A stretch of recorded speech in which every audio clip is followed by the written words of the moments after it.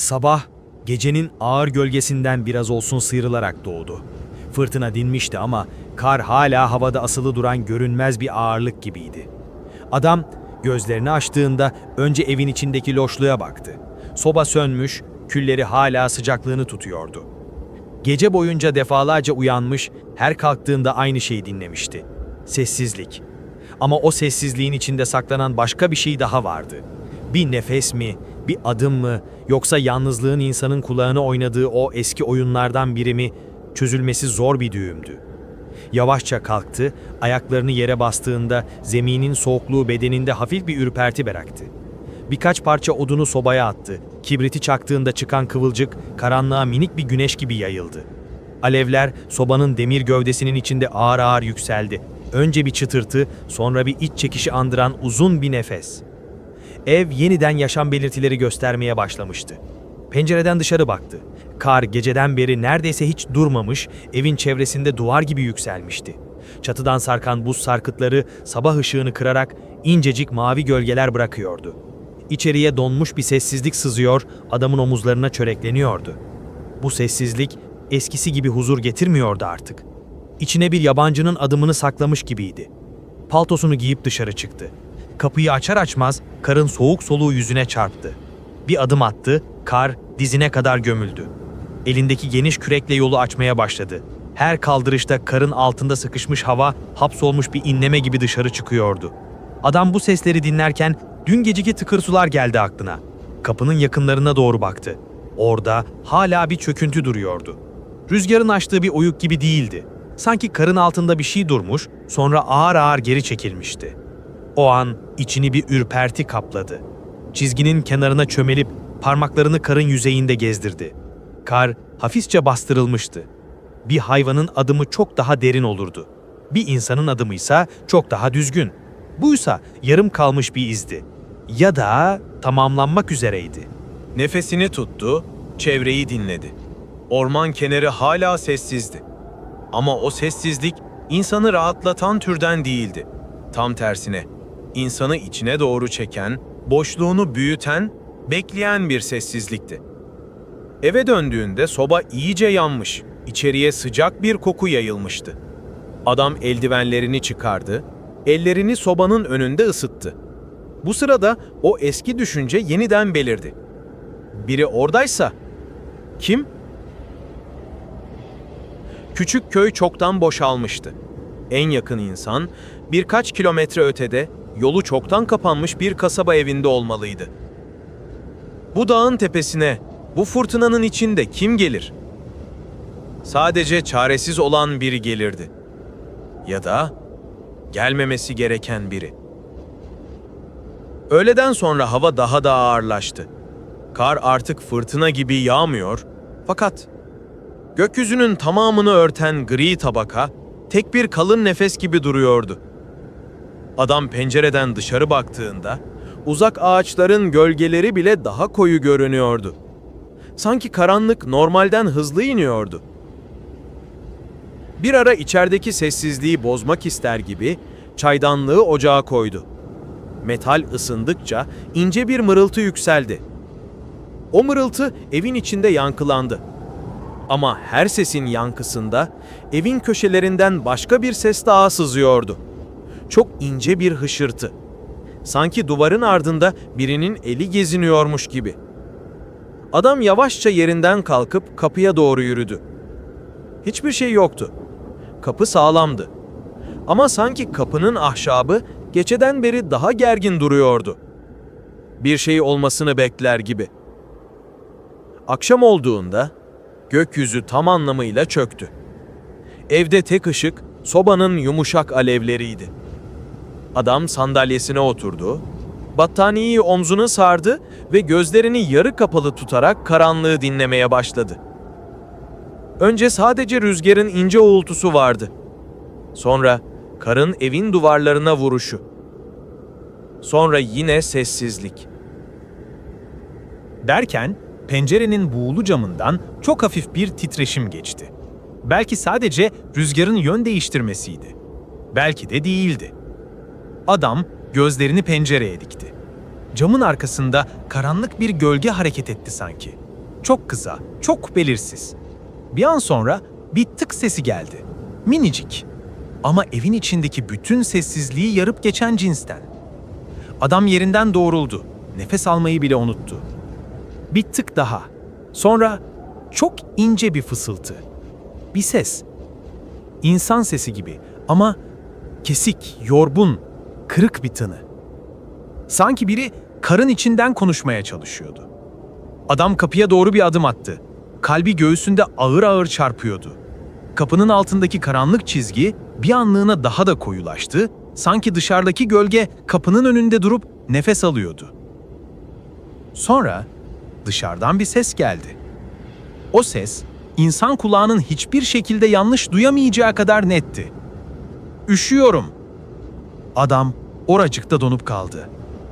Dışarıdaki varlık ilk kez konuşmuştu. Ama sesi bir yabancıya değil, yıllardır duymadığı birine benziyordu. Sanki hatırlamak üzere olduğu bir şeye. Adam kapının önünde yankılanan o tek kelimeyi duyduğunda sanki bütün ev bir anda soğudu.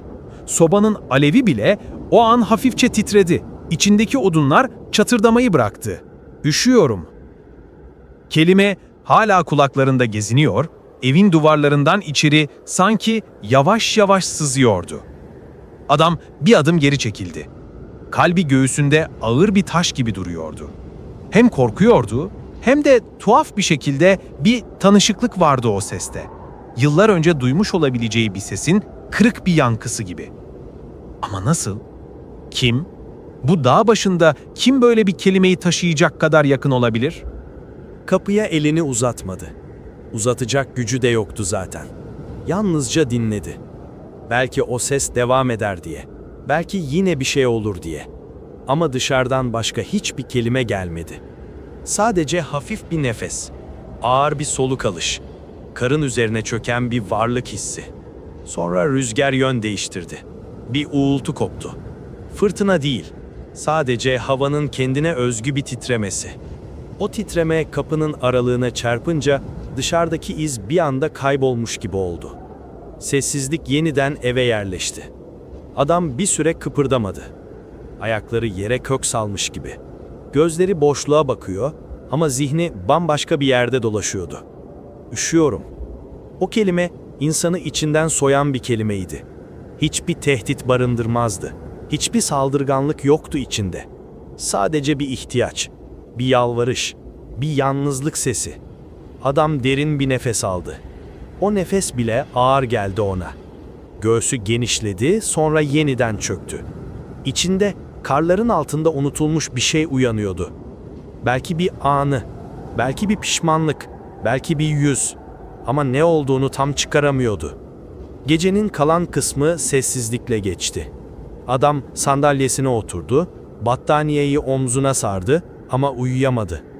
Gözlerini kapadığında o kelime yeniden beliriyordu. Kapının önündeki gölge, pencerenin titremesi, karın üzerinde yarım kalmış ayak izleri, hepsi birleşip karanlık bir düğüm oluyordu. Sabah olduğunda gözlerini açtığında kendini hala sandalyede buldu. Sobanın kül olmuş odunları soğumuştu. Ev, gece boyunca yaşananları saklıyor gibiydi. Yavaşça ayağa kalktı. Kapıya yürüdü. Elini kapının koluna koydu ama açmadan önce bir an durdu. İçindeki korku merakla boy ölçüşüyor, adamı ikiye bölüyordu. Sonunda kapıyı araladı. Soğuk hava yüzüne vurdu. Dışarı çıktı. Kapının hemen önünde hiçbir şey yoktu. Kar dümdüzdü. Ne bir çöküntü, ne bir iz, ne de bir gölge. Sanki gece gelen varlık kar tarafından silinmişti. Ama kar bir şeyi kolay kolay silmezdi. Hele böyle kısa sürede rüzgar izleri dağıtmış olabilirdi belki ama yine de bir iz, bir belirsizlik kalırdı. Burada hiçbir şey yoktu. Adam içinden geçen o tuhaf düşünceyi bastırmaya çalıştı. Belki de hiç gelmemişti.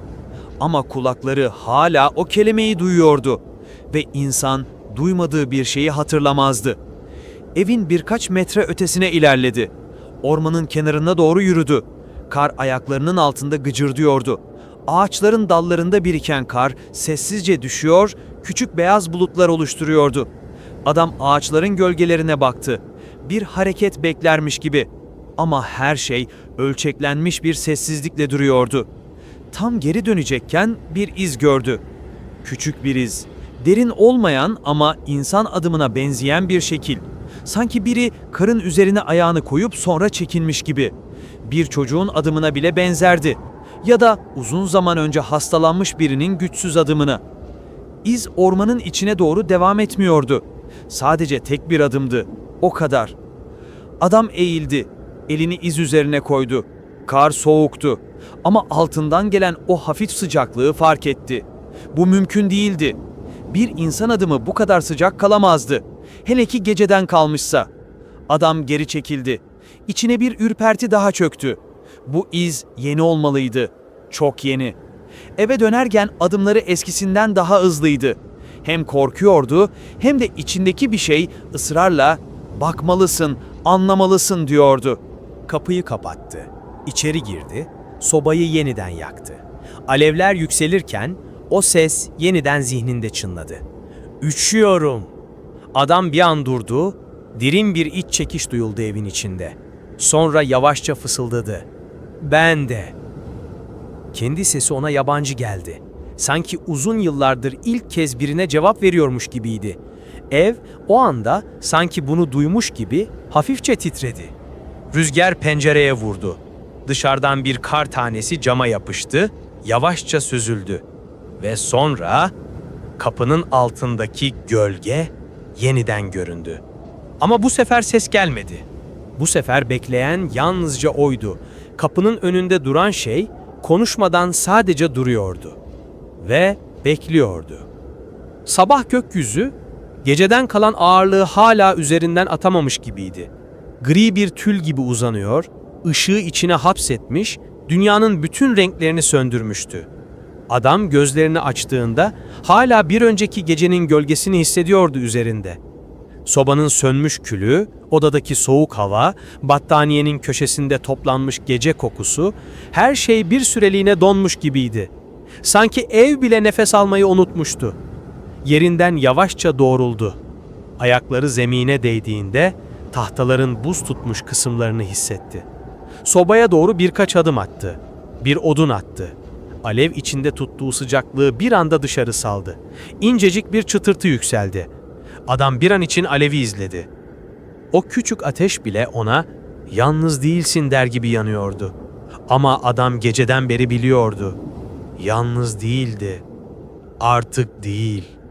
Kapının önünde beliren o gölge, o kırık ses, "Üşüyorum" diyen o kelime Adamın zihninde tekrar tekrar dönüyordu.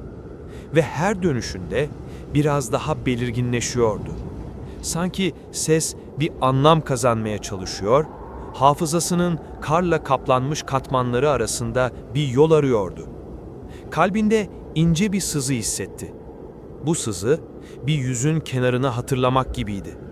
Bir bakışı, bir kışı, bir yalnızlığı. Paltosunu giydi, kapıya doğru yürüdü. Elini kapının koluna koyduğunda bir an durakladı. İçindeki ses "Açma" dedi. Diğeri "Bakman gerek" dedi. Sonunda kapıyı araladı. Soğuk hava içeri doldu. Adam dışarı çıktı. Kar dizine kadar yükselmiş, geceden beri yeniden sertleşmişti. Kapının önündeki karın yüzeyi dümdüzdü. Kimse gelmemiş gibi. Kimse durmamış gibi. Ama adam iyi biliyordu. Karın susturduğu şeyler bile bir iz bırakırdı. Bir adım attı. Sonra bir adım daha. Evin birkaç metre ötesine geldiğinde dizlerinin bağı çözülecek gibi oldu. Çünkü karın üzerinde bir iz gördü. Küçük, yuvarlak, derin olmayan ama tanıdık. Kendi ayak izi. Ama o izi yapan kendisi değildi. O iz, yıllar önce kaybolduğu o gün bıraktığı izlerin aynısıydı. Adam dizlerinin üzerine çöktü. Karın içindeki o çukura parmaklarını koydu. Tanıyordu bu izi. Gençliğinde giydiği botlar. Topuğu biraz daha ince, burnu biraz daha sivri, o eski bot iziydi bu. Yıllar önce bu dağın yamaçlarında kaybolduğu gece giydiği ayakkabılar. Bir başka iz daha vardı hemen yanında. Onu daha da iyi tanıyordu. Kendi ayağına göre çok daha hafif bir adım. Zayıf, yarı gömülü. Sanki biri yürümüş ama adımları karın içinde kaybolacak kadar yavaşmış. Adamın içini saran o tuhaf alev birden aydınlandı. O adımlar kendisine aitti. Yıllar önceki haline. Bir rüzgar esti. Ağaçların dalları hafifçe sallandı. Gölgeler karın üzerinde titredi. Adam başını kaldırdı. Ormanın kenarına baktı. Ve o an gördü. Ağaçların arasındaki beyazlıkların içinde bir silüet duruyordu. Uzun boylu değildi, gençti.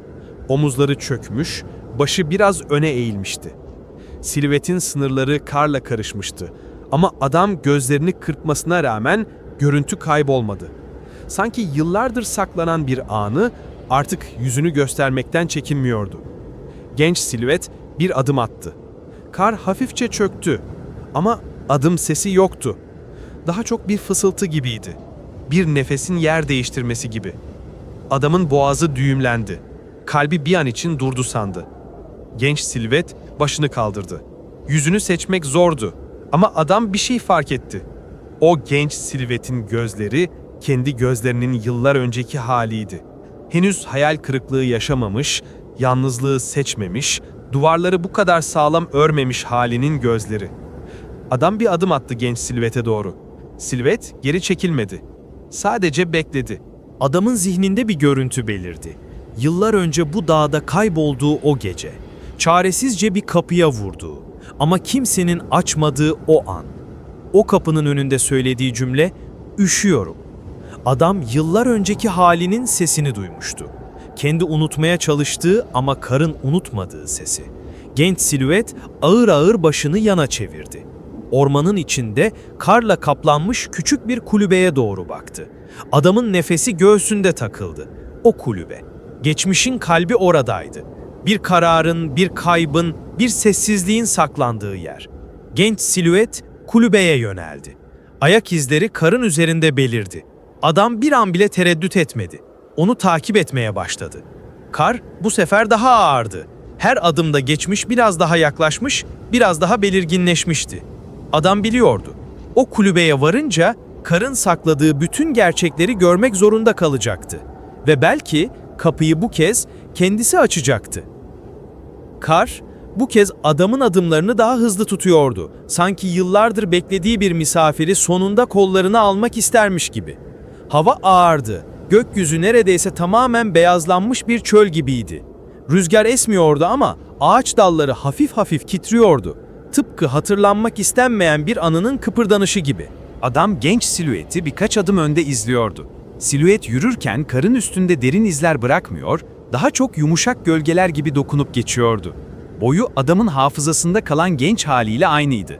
Omuzlarının düşüklüğü, yürüyüşünün çekingenliği, karın içinde kaybolmuş bir çocuk gibi yavaş hareket edişi hepsi tanıdıktı. Kulübeye yaklaştıkça zaman ağırlaştı. Adamın adımları daha çetin hale geldi. Kar dizinden karnına doğru yükseliyordu sanki. Her adımda geçmişin ağırlığı biraz daha bastırıyor, nefesini sıkıştırıyordu. Kulübe sonunda karşısında belirdi. Duvarları yıllar önceki fırtınalardan kalma çiziklerle dolu, kapısı karın ağırlığıyla eğilmiş, pencereleri buğuyla kaplanmıştı. Çatısında biriken kar neredeyse bir göçük görüntüsü veriyordu. Ama kulübenin en dikkat çekici yanı sessizliğiydi. Yanına yaklaşan her şeyin sesini içine çekiyor, dışarı geri vermiyordu. Sanki kulübe sesin kendisinden bile kaçıyordu. Genç silüet kapının önünde durdu. Başını yavaşça kaldırıp kulübeye baktı. Ardından geri dönmeden, kelimesiz bir davet gibi hafifçe kapıya yöneldi. Adam birkaç adım geriden ona yetiştiğinde, genç halinin gövdesi karla karışık buhar gibi dalgalandı. Adam kapının önünde durdu. Elini kapıya uzattı. Ama kapının ahşabı soğuk değil, sıcaktı. Kulübe ısınmış gibi ya da içeride hala bir şey soluk alıyormuş gibi. Adam kapıyı itmeye çalıştı.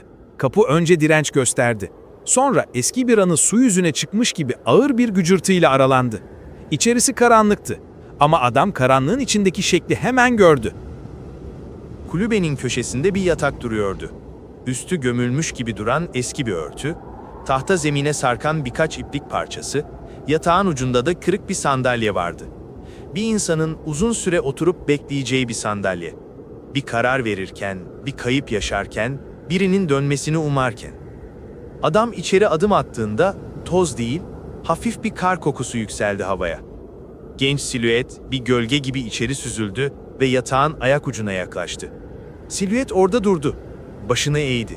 Sanki bir şeyi işaret ediyor, "Buraya bak," diyordu. Adam gözlerini yatağa çevirdi. Örtünün altında hafif bir kabarıklık vardı. Bir insanın otururken bıraktığı iz gibi. Ama insan yoktu. Yatağın başucunda küçük, eski bir defter duruyordu. Kaplaması solmuş, köşeleri kıvrılmış, sayfalarının kenarından ince bir toz çizgisi çıkıyordu. Adam defteri eline aldığında kapağında kendi el yazısını gördü. Kendi genç halinin düzensiz, heyecanlı yazısı. Bu iş bitmeyecek gibi ama dayanmalıyım. Adamın boğazı düğümlendi. Defteri açtı. İlk sayfada titrek harflerle yazılmış bir cümle daha vardı. "Eğer buradan çıkabilirsem bir daha asla geri dönmeyeceğim." Adam sayfayı çevirirken kulübe hafifçe titredi. Dışarıdaki rüzgar yokken bile kulübeyi içten sarsan bir dalga geçti. Sonraki sayfa boştu. Ondan sonraki de. Ta ki son sayfaya kadar. Son sayfada sadece bir cümle vardı. Tek bir kelime. Kalın, bastırılarak yazılmış. "Üşüyorum." Adam defteri elinden düşürmedi. Parmakları sayfaya değdiğinde o soğukluk genç silüetle aynı soğuktu.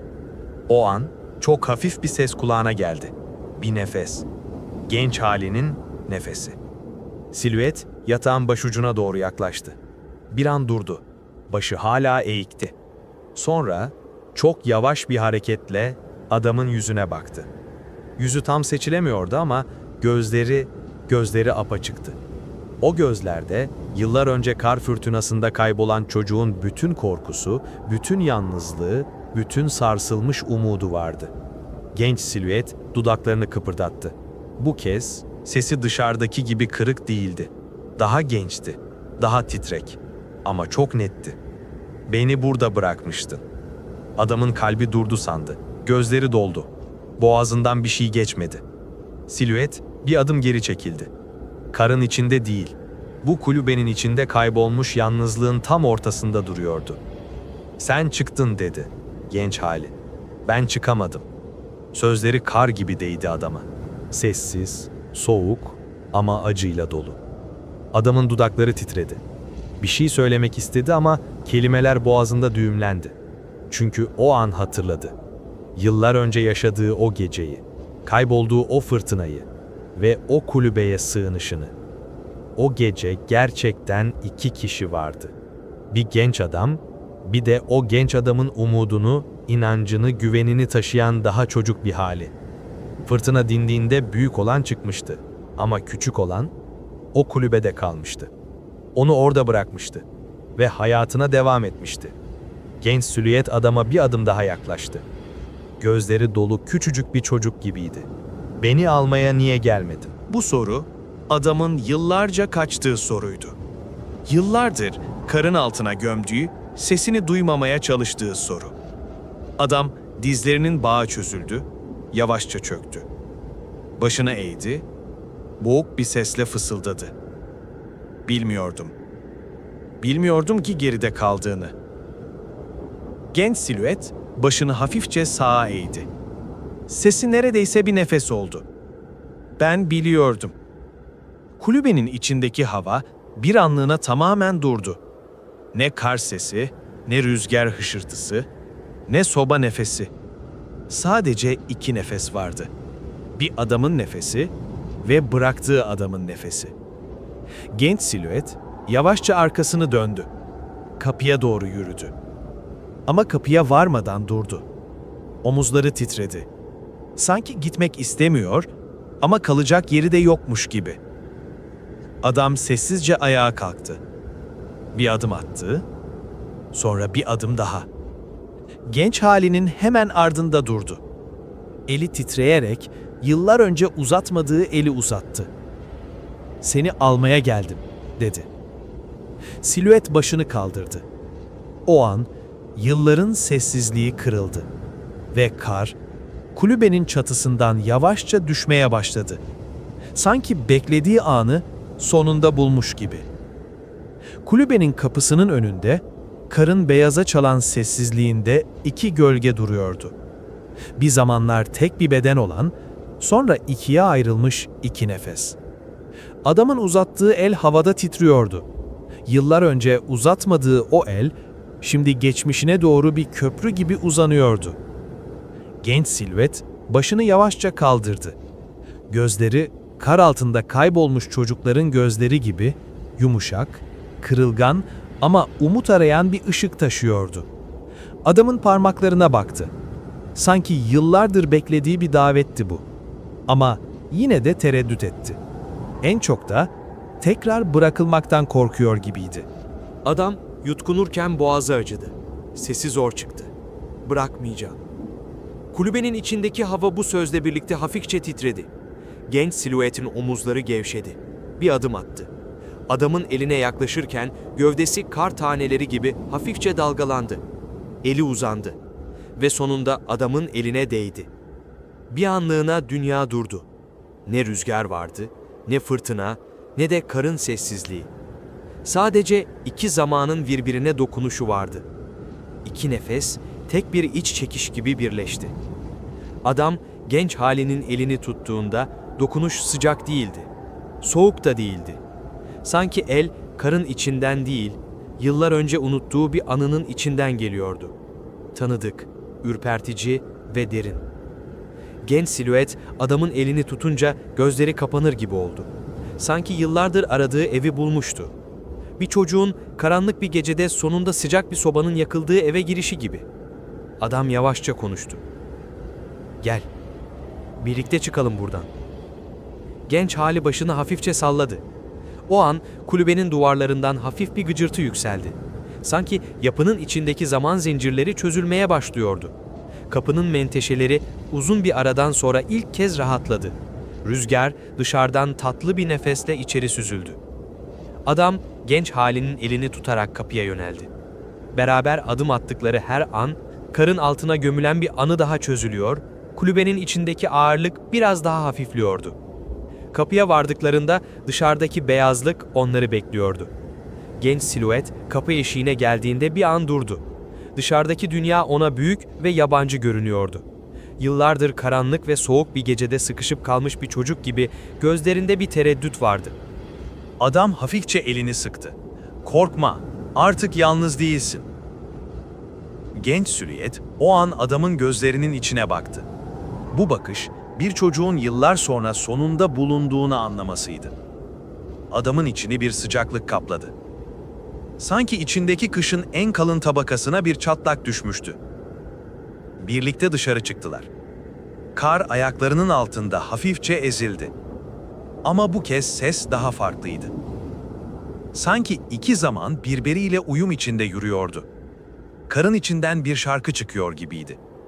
Uzun yıllar sonra eve dönen bir nefes gibi. Genç silüet yavaşça adamın yanında yürüdü. Gövdesi bazen hafifçe dalgalanıyor, bazen daha belirginleşiyordu. Adam fark etti ki, silüetin her adımda şekli eski haline daha çok benziyordu. Yıllar önce kaybettiği gençlik değil, kendisinin kar altında kalan, unutulmuş parçasıydı bu. Eve doğru yürüdüklerinde ormanın içindeki gölgeler bile daha yumuşak görünüyordu. Kulübe arkalarında sessizce duruyor, yıllar önceki hikaye kapanıyor gibiydi. Evin kapısına yaklaştıklarında adam durdu. Genç hali de durdu.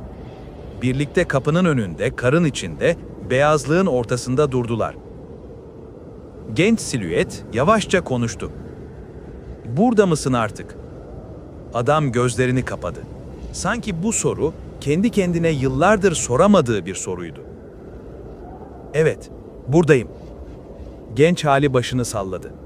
Ve tam o anda bir şey oldu. Silüetin yüzü daha netleşti. Omuzlarındaki ağırlık kayboldu. Gözlerindeki korku yok oldu. Adam elini hala tutuyordu. Ama silüet, kar taneleri gibi yavaşça çözülmeye başladı. Bir rüzgarın içinde dağılan beyaz bir nefes gibi. Adam panikle çekmedi elini. Bırakmadı. Genç halinin sesi yumuşacıktı. "Artık gidebilirim." Adamın gözlerinden yaşlar aktı. Kendi geçmişine, kendi yalnızlığına, kendi yarasına dokunmanın acısıydı bu. "Gitme," dedi fısıltıyla. Genç silüet gülümsedi. Çok küçük bir gülümsemeydi. Ama içindeki tüm çocukluk oradaydı. "Yanındayım zaten. Hep buradaydım." Ve kar taneleri gibi dağıldı. Adamın elinin üzerinde hafif bir sıcaklık bırakarak, hafızasının içine, kalbinin en derin yerine doğru geri çekildi. Evin önünde bir süre tek başına durdu adam. Ama kendini yalnız hissetmiyordu artık. Gökyüzü biraz açıldı. Bulutların arasından ince bir ışık süzüldü. Adam fısıldadı.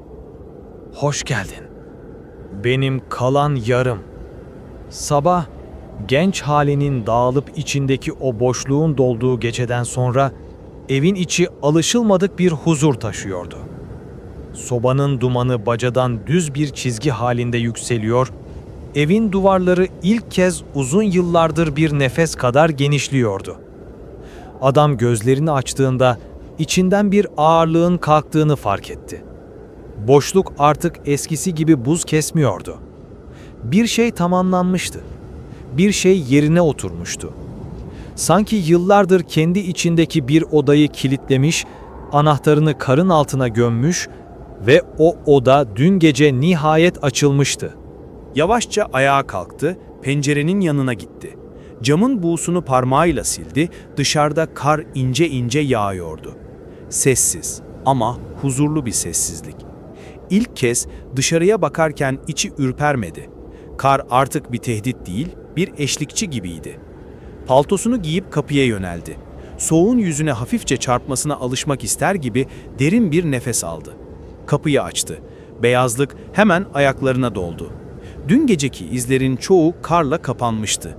Genç haline ait o hafif adımlar artık görünmüyordu. Sanki kar, yüzleşmenin ardından her şeyi yumuşak bir örtüyle kapatmayı seçmişti. Adam kapı eşiğinde durdu. Karın sessiz nefesini dinledi. Gün uzun olacaktı ama ağır olmayacaktı. Bir adım attı. Sonra bir adım daha. Tam o sırada bir şey fark etti. Karın üzerinde taptaze, dün gece düşmüş olamayacak kadar yeni ama sabahın ilk ışıklarıyla oluşmuş kadar berrak bir iz duruyordu. Adam önce dona kaldı. Bu iz kendi ayak izlerinden daha genişti. Topuk kısmı derindi, parmak ucu daha belirgindi. Genç haline ait olamazdı. Kendisine de ait değildi. Bu iz güçlü biri tarafından bırakılmış gibiydi. Ya da uzun süredir karın içinde dolaşan biri tarafından. Ama işin en garip tarafı iz kapının önünde değil, evden uzağa doğru gidiyordu. Sanki biri gece boyunca kapının önünde durmuş, dinlemiş, sonra adam genç haliyle yüzleşirken yavaşça geri çekilmişti. Neden? Kimsin sen? Adam bir adım daha yaklaştı. Eğildi, elini izin içine koydu. Soğuk değildi, karın içindeki çukura yayılan hafif bir ılık nem vardı. Bu imkansızdı. Kar soğuktur, iz soğuktur. Ayak izleri anında donar. Ama bu iz sanki birkaç dakika önce yapılmış gibi sıcaktı. Hatta sanki içinde nefes kalmış gibi. Adamın kalbi birden hızlandı. Gözleri iz boyunca ilerledi. İzler ormanın içindeki karanlığa doğru gidiyordu. Ama o karanlıkta bir silüet yoktu. Ne bir gölge, ne bir hareket, ne de geceden kalma bir nefes. Sadece izler vardı. Ve o izler genç halinin izlerinden çok farklıydı. Daha ağır, daha amaçlı, daha geniş ve en önemlisi adamın yıllar önce hatırlamadığı ama içten içe tanıdığı birinin adımlarını taşıyordu. Bu adımlar yabancının değil, bir tanıdığın, bir zamanlar yakında olan ama artık adı bile anılmayan birinin izleri. Adam yutkundu. Birden genç halinin bulduğu kulübe aklına geldi. O defter, yazı, son sayfadaki tek kelime. Üşüyorum. Genç halinin sesini duymadan önce o kulübeye birinin daha geldiğini fark etmemiş olabilir miydi? Genç hali o kulübede yalnız mıydı gerçekten? Belki asla yalnız değildi. Adam izlere bakarken içinden bir ürperti geçti. Gençliğinin yarası kapanmıştı ama kar hala bir şey saklıyordu. Bir nefes aldı. Evin duvarlarına, karın sessizliğine, ormanın karanlığına seslendi. "Orada biri var, değil mi?" Cevap gelmedi. Kar konuşmadı. Rüzgar bile suskundu. Ama izler duruyordu. Ve izler hiçbir zaman yalan söylemezdi. Adam ağır bir adımla izleri takip etmeye başladı. Karın içine her bastığında içi biraz daha sıkışıyor, adımların sahibine yaklaştıkça bir yüz beliriyor gibiydi. Bir dost, bir düşman, bir yabancı, belki bir kardeş, belki bir gölge. Ama kesin olan bir şey vardı. Bu iz, yıllar önce kaybettiği birinin ayak iziydi. Kimin olduğunu bilmeden adam karın içine doğru yürüdü. Ve kar, böylece ikinci sırrını açmaya başladı.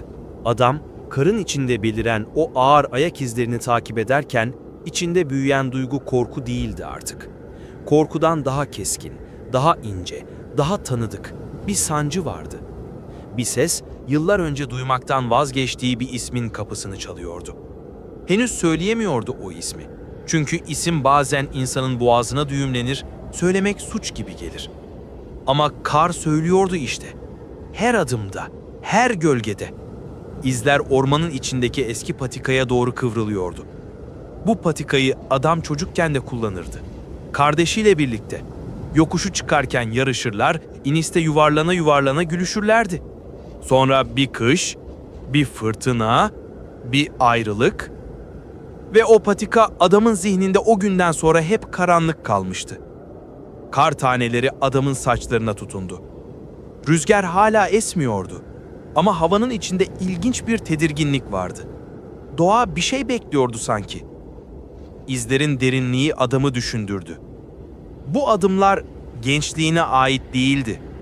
Evet, bir zamanlar kardeşi ondan daha güçlüydü. Onun kadar geniş omuzlu, onun kadar uzun boylu. Ama bu iz daha yorgun, daha ağır geliyordu. Sanki bir yük taşıyordu. Sanki bu dağa yıllar önce değil, yıllarca yürüyerek gelmişti. Patikanın sonunda ormanın seyrekleştiği bir açıklık belirdi. Ağaçlar geriye çekilmiş, kar daha düz bir alana yayılmıştı. Ve açıklığın ortasında adam durdu, boğazı kurudu, nefesi kesildi, karın içinde yarım gömülmüş bir çanta vardı. Eski, yıpranmış, köşeleri sökülmüş bir sırt çantası. Tanıdı adam onu. Kardeşinin yıllar önce kaybolduğu gün yanında taşıdığı çanta. Çantanın fermuarı açık kalmıştı. İçinden bir şey dışarı sarkıyordu. Eski bir atkı, siyah ve gri çizgili. Çocukluklarında annelerinin ördüğü çift atkıdan biri. Adam dizlerinin üzerine çöktü. Karın içine gömülü çantaya uzandı. Elini çantanın üstüne koyduğunda bir şey fark etti. Çanta soğuk değildi, ıslak değil, bütün gece kar altında kalmış gibi değil. Sanki çok kısa süre önce bırakılmıştı. Adam çantayı çekti. Bir an için çantanın altındaki karın çözülmüş olduğunu gördü. Sanki biri orada durmuş, nefes almış, sıcaklık bırakmış gibi. Kalbi daha hızlı atmaya başladı. İzler çantanın yanından devam ediyordu. Açıklığın ötesine, ormanın en yoğun tarafına doğru. Eskiden kardeşiyle asla girmedikleri, büyüklerin tehlikeli dediği tarafa. Adam ayağa kalktı. Sesi çıkmadı ama içinden bir isim geçmişti. O mu? Cevap alır gibi oldu karın içinden. Fısıltıya benzeyen bir esinti geçti. Adam izleri takip etmeye devam etti. Ağaçların gövdeleri karanlık bir kapı gibi yaklaşıyordu. Kar bu bölgede daha yoğundu. Sessizlik daha ağırdı. Bir süre sonra izler bir kayanın önünde kesildi. Kayaya yaklaşınca adamın kalbi yerinden çıkacak gibi oldu. Çünkü kayanın önüne biri bir işaret bırakmıştı. Karda basit bir çizim. 2 çizgi ve ortasında küçük bir çentik. Bu işareti sadece 2 kişi bilirdi. O ve kardeşi. Çocukken buradan geçtik demek için kullandıkları küçük bir yeri miydi bu? Adamın boğazı düğümlendi. "Buradaydın," dedi fısıltıyla. Ses titredi. Rüzgar ilk kez içeri girdi ormana. Ağaçların dalları sallandı. Kar taneleri aşağıya doğru döküldü. Adam kayanın arkasına baktı. İzler orada yeniden başlıyordu. Ama bir fark vardı. Bu izler adamın attığı adımlara çok benziyordu.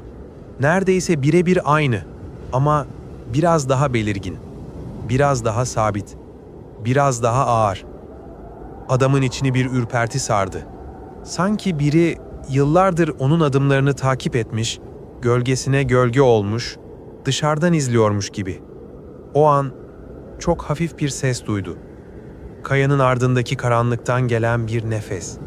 Kırılgan bir nefes değil. Gençliğe ait olmayan bir nefes değil. Bir adam nefesi. Yıllarca yürüyen, yıpranan, susan birinin nefesi. Adamın kalbi göğsüne çarptı ve karanlığın içinden bir ses geldi. Düşük, tiz değil, çocuk değil. Neden döndün? Adam geri çekilmedi. Dudakları titredi ama gözlerinde korku yoktu artık. Sen misin? Dedi. Sen hala burada mısın?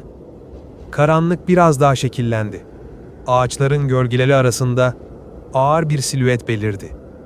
Adamın boyunda, hatta biraz daha uzun. Omuzları çökmüş, nefesi yavaş, bir insan silüeti. Silüet bir adım attı. Karın yüzeyinde derin bir iz bıraktı ve o adım tam kardeşine aitti. Ormanın içine doğru uzanan patikada, karın üzerinde derin bir çizgi gibi ilerleyen o adımlar, adamın içinde eski bir kapıyı aralıyordu. Yıllardır hiç açılmamış, zamanın bile uğramaya utanacağı bir kapı. Sessizlik artık sadece sessizlik değildi. Sanki ormanın bütün ağaçları, karın bütün taneleri, havanın bütün nefesi bu anı beklemek için sabahtan beri dizilmiş duruyordu. Adam, karla kaplı yolda ilerlerken izlerin ritmini fark etti. Her adım diğerinden biraz daha ağır, biraz daha derindi. Bu, bir yabancının izine benzemezdi. Yıllardır güçlü adımlarla yürümeye alışmış birinin değil, uzun zamandır yalnız, uzun zamandır yolcu, uzun zamandır içeri dönmeye karar vermemiş birinin ayak iziydi bunlar. Her bir çukur, aldığı nefes kadar yorgunluk taşıyor gibiydi. İzlerin devam ettiği açıklığa vardığında, adamın ayakları istemsizce yavaşladı. Kar, geniş bir çarşaf gibi düz uzanıyor, ortasında yarıya gömülmüş eski bir sırt çantası, karın içinde yıllardır bekleyen bir hatıra gibi duruyordu. Adam çantaya yaklaştığında kalbi önce hızlandı, sonra bir anlığına durdu. Çünkü çantanın üzerindeki kumaşın dokusu, sökülmüş kenarları, yan cebindeki solmuş kahverengi leke, hepsi gözünün önünde kardeşini getirdi. O lekeyi yıllar önce birlikte çıktıkları bir yolculukta, küçük bir çam ağacına çarpıp düşürdüğünde oluştuğunu hatırlıyordu. Dizlerinin üzerine çöktü. Karın soğukluğu pantolonunun dizlerinden içeri sızsa da hiç umursamadı. Titreyen parmaklarıyla çantanın kayışına dokundu. İlk dokunduğunda beklediği gibi buz kesmemişti çanta. Soğuk da değildi. İçinde hala bir sıcaklık vardı. Sanki birinin eli az önce üzerinden çekilmişti. Bu gerçek adamın içinde bir şeyleri daha da derin bir sessizliğe itti. Yan taraftan sarkan atkıyı görünce göğsü daraldı. Çocukken annelerinin ördüğü atkılardan biri. İki kardeş için örülen çift atkıdan gri olanı. Kendisininki yıllar önce kaybolmuştu. Kardeşinki ise boynuna sarılı dururdu. O atkının soğuğa karşı ne kadar iyi geldiğini hatırladı. Kardeşinin o atkıyla karın içinde kahkahalar atarak koştuğunu, rüzgarın saçlarını savurduğunu, sonra aniden zihnine o sisli gece çöktü. O gece kardeşi kaybolmuştu. Adam o anı yıllardır hafızasının en dip köşesine itmeye çalışmıştı. Fırtına kopmuş, kar yolları kapatmıştı. Bir anda ayrılmışlar, birbirlerini bulamamışlardı. Adam bir kulübeye sığınmış, sabaha kadar titreyerek beklemişti. Kardeşinin nerede olduğunu bilmeden sabahın ilk ışığıyla çıkıp aramaya başladığında kar bütün izleri silmişti. O günden sonra ne bir iz bulabilmişti, ne bir ses, ne de bir haber. Ama şimdi çantası buradaydı. Hem de neredeyse sıcak sayılabilecek bir halde. Adam doğrulup derin bir nefes aldı.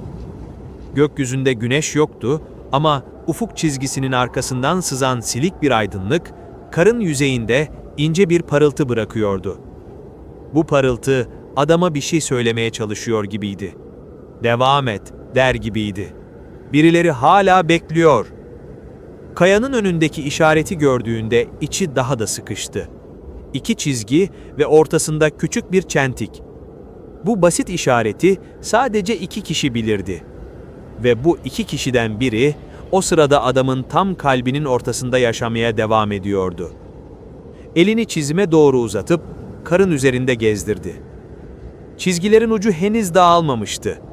Kar taneleri üzerlerine düşen bir nefesi saklamış gibi parıldıyordu. Bu işaret dün yapılmış olamazdı.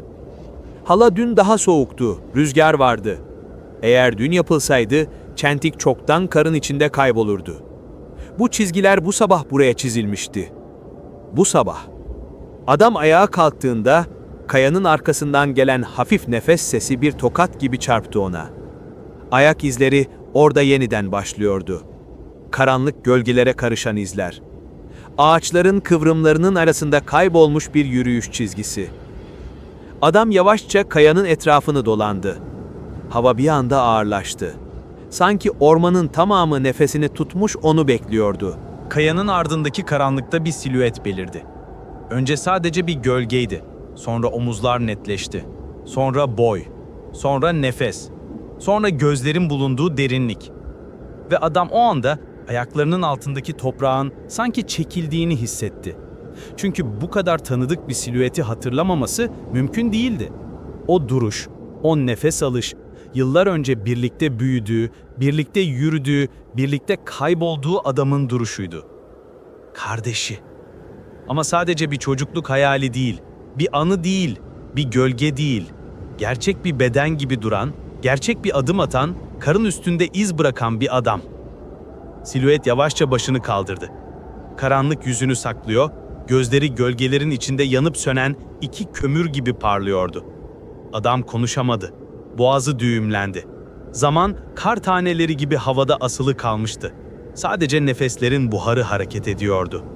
Ve o an kardeşinin sesi duyuldu. Derinden, yavaş, usulca. Kardeşinin yıllarca duymadığı, taş gibi ağırlaşmış sesi. "Döndün sonunda." Bu cümle bir sel gibi aktı içinden. Adam göğsünde bir sancı hissetti. Acının ardında ince bir sevinç, sevincin ardında büyük bir korku ve bütün duyguların altında kardeşinin hala burada olmasının çaresiz şaşkınlığı. Kardeşinin silüeti bir adım attı. Ayak izinin derinliği adamın kalbine indi. Bu bir hayalet adımı değildi. Bu bir hayal değildi. Bu yıllardır karın içinde bir yaşam süren bir adamın adımıydı. Adam nihayet nefes alabildi. "Sen," dedi titrek bir sesle. Dudakları aralandı ama kelime hala tam çıkmadı. Kardeşinin sesi karanlığın içinden tekrar geldi. Bu sefer daha yakın, daha net, daha gerçek. "Beni burada bıraktın. Ben de bekledim." Adamın dizleri titredi. Hava daha soğuk geldi bir anda. Rüzgarın uğultusu büyüdü. Ağaçların dalları sanki eski bir hikayeyi hatırlar gibi gıcırdadı. Ve kar sessizce iki kardeşin arasına bir perde indirirken adam hayatının en büyük yüzleşmesinin tam ortasında kaldığını anladı. Adam karın ortasında duran kardeşinin silüetine baktığında dünyanın bütün sesleri bir anda sağırlaştı. Rüzgarın uğultusu, karın hafif hışırtısı, dallardan düşen tanelerin ince tıkırtısı. Hepsi bir anda geri çekilip uzak bir odanın kapısı kapanmış gibi sustu. Ormanın derinliğinde yalnızca iki nefes vardı artık. Biri yıllardır yaşayan, diğeri yıllardır bekleyen iki kardeşin nefesi. Kardeşi gölgenin içinden ağır ağır çıktı. Ayaklarının altında kar ezilirken çıkan o ses, adamın kalbine çocukluk günlerinden kalan bir çarpıntı gibi vurdu. Kardeşi yaklaştıkça yüz hatları netleşiyor, zamanın bıraktığı çizgiler karın beyazıyla birleşip daha da keskinleşiyordu. Onu bir çocuk gibi hatırlıyordu. Ama karşısındaki adam çocuk değildi artık. Yılların içinde büyümüş, yıpranmış, susmuş, bu dağın her gölgesine yerleşmiş biriydi. Kardeşi birkaç adım kala durdu. Gözlerindeki karanlık, gecenin değil, içine gömdüğü yılların karanlığıydı. "Uzun sürdü," dedi. Sesi kalın değildi, kırık değildi. Sadece çok yorgundu. Sanki bir insanın kendi içindeki mağaralarda yıllarca yürüdükten sonra bulduğu tek çıkış kapısının önünde konuşma çabasıydı bu. Adam ne diyeceğini bilemedi. Kelime aradı, bulamadı. En son yıllar önce duyduğu bu sesi böyle bir anda hiç duymayı beklemiyordu. Kardeşi tekrar konuştu. "Döndün sonunda." Adamın boğazı kurudu. Dudaklarının arasından çıkmaya çalışan kelime karın üstünde titreyen bir gölge gibi dağıldı. "Ben seni..." Devamı gelmedi. Kardeşi bakışını karanlığa doğru çevirdi. Sanki bu dağı yıllar önce bıraktığı bütün anılar, bütün izler, bütün sessizlikler orada duruyordu. Kayboldun o gece. Adamın gözleri büyüldü. Bu cümle onu yerinden oynattı. Kardeşinin onu suçlayacağını sanıyordu. Oysa kardeşi ilk cümlede gerçeği tersine çevirmişti. Kayıp olan bendim demek ister gibi durdu bir an. Ama kardeşi sözlerine devam etti. O gece fırtına bastığında seni önden göndermiştim. Adamın nefesi kesildi. Sen beni önden göndermiştin. Bu cümlenin altındaki gerçek yıllar boyunca bildiği tüm hikayeyi yerle bir ediyordu. Kardeşi bir adım daha yaklaştı. Yüzüne vuran kar taneleri eriyip yavaşça çenesinden süzüldü. "Sen küçük bir kulübeye sığındın," dedi. "Seni gördüm. İçeri girdin, ışık vardı. Sen güvendeydin. Ben ise..." Sesinin tonu değişti, karın üzerindeki sessizlik bile geri çekildi. "Ben geri dönemedim." Adam başını kaldırdı, gözleri kardeşinin yüzüne takıldı. Kardeşinin sesindeki acı, yıllardır donmuş suyun kırılması gibiydi. "Ben seni aradım," dedi adam soluk soluğa. "Sabah olunca, günlerce aradım." Kardeşi başını salladı. "Seni biliyorum ama ben çok daha derine gittim. Fırtına beni başka bir tarafa sürükledi. O gece koştuğum yolu hatırlamıyorum bile. Bir ara durdum, bir ara bağırdım, sonra hiçbir ses çıkmadı." Adamın kalbine ince bir hançer gibi saplandı bu sözler. Kendi kulübesinde genç halini geri alırken hissettikleri şimdi daha büyük bir aynaya dönüşüyordu. Yalnızlık sadece kendinin sandığı bir gerçek değilmiş. Kardeşi de başka bir karanlığa gömülmüşmüş. Kardeşi ellerini hafifçe açtı. Parmakları karla temas ettiğinde adam o ellerin ne kadar çatlamış, nasıl donmuş, nasıl yaşlanmış olduğunu fark etti. "O gece beni bulamadın," dedi kardeşi. "Seni suçlamadım. Çünkü ben de kendimi bulamadım." Adam adım atmak istedi, yapamadı. Göğsünde yıllardır taş gibi duran bir his çözüldü. Belki o gece kendisinin geri döndüğünü ama kardeşinin dönmediğini sanmıştı. Belki yıllarca kendi suçunu kar fırtınasından daha büyük görmüştü. Ama şimdi kardeşinin sözleriyle gerçeğin şekli değişiyordu. Kardeşi devam etti. Sonra bir gün kar durdu. Güneş doğdu. Yol önüme açıldı. Ama geri dönemedim. Çünkü kendimi bu dağın altında bırakmıştım.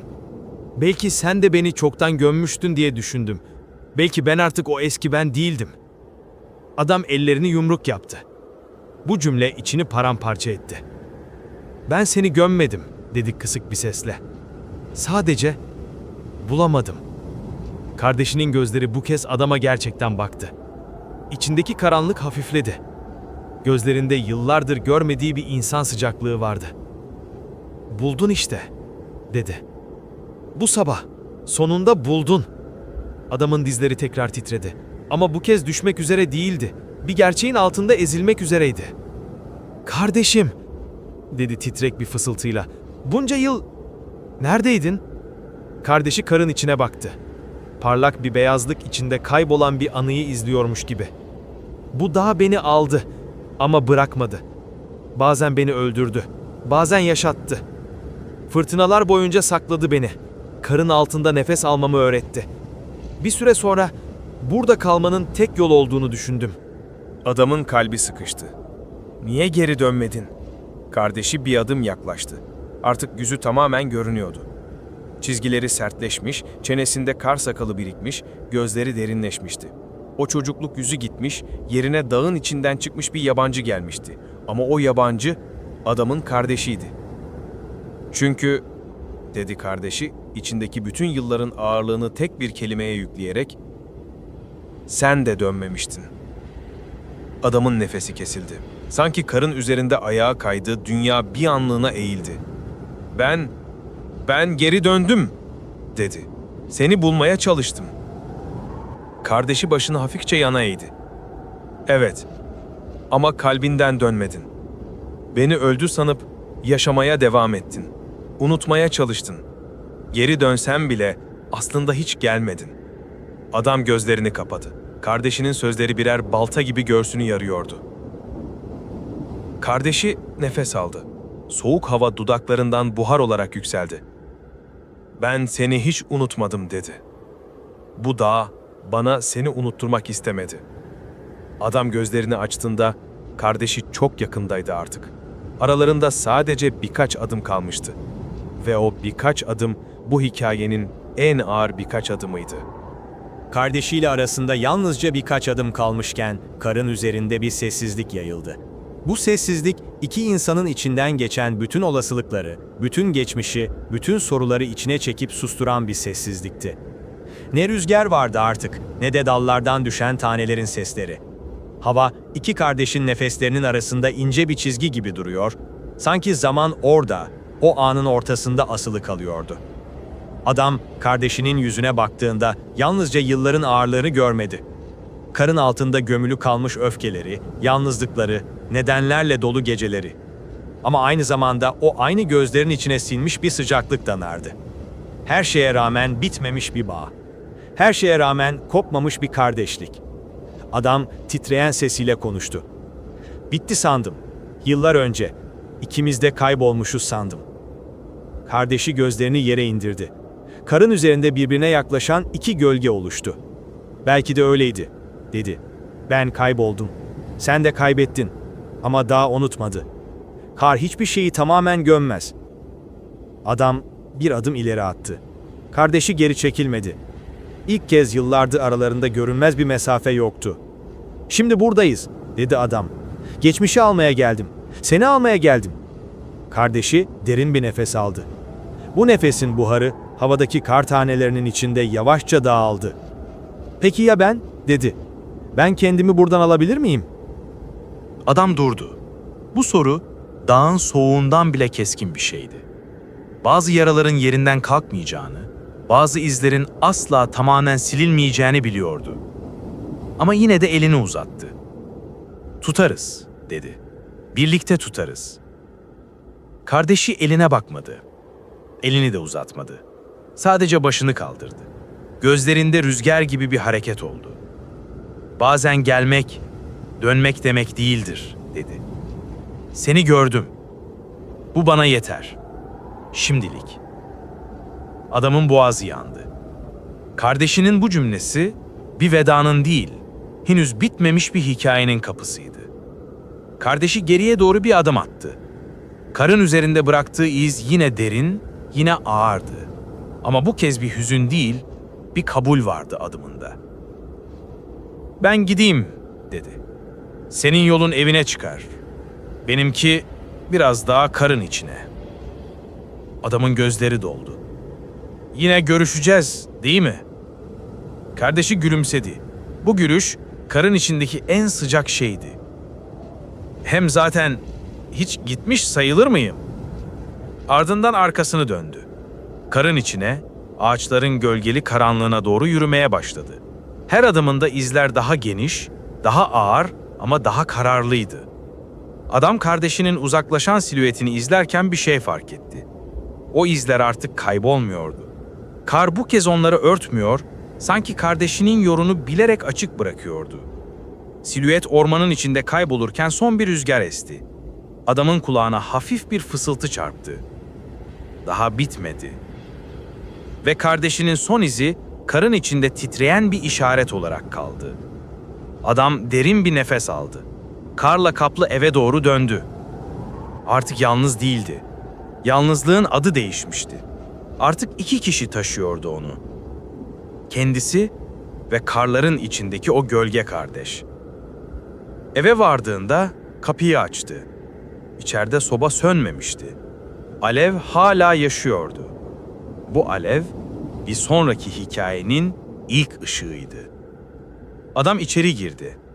Kapıyı kapattı. Ve karın dışarıda bıraktığı sessizliği içindeki yeni sıcaklıkla dinlemeye başladı.